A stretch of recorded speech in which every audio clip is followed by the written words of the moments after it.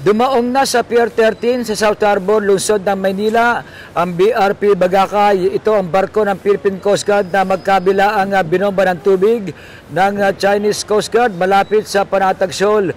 Pasado alas 8 ng umaga dumating ang barko sakay ng 40 crew nito.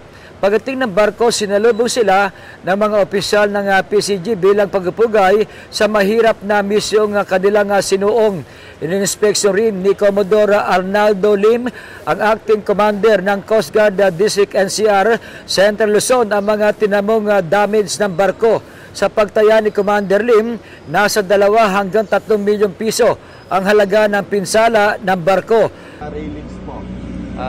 Kailangan na ayusin to, ibalik sa dati. Pero ito pong pinaka-sensitibo, itong LED screen display natin na hindi na po magagamit to. Kailangan palitan.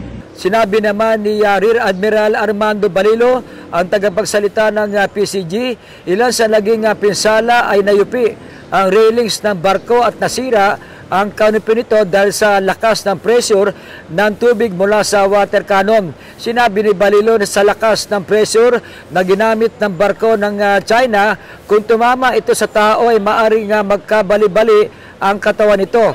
Tiniyak naman ni Balilo na may pondo sila para maiayos ang mga sira, pero depende pa rin ito sa desisyon ng National Task Force for the West Philippine Sea. Para sa MBC TV Network News, ito si Boy Gonzales, sama-sama tayo Pilipino.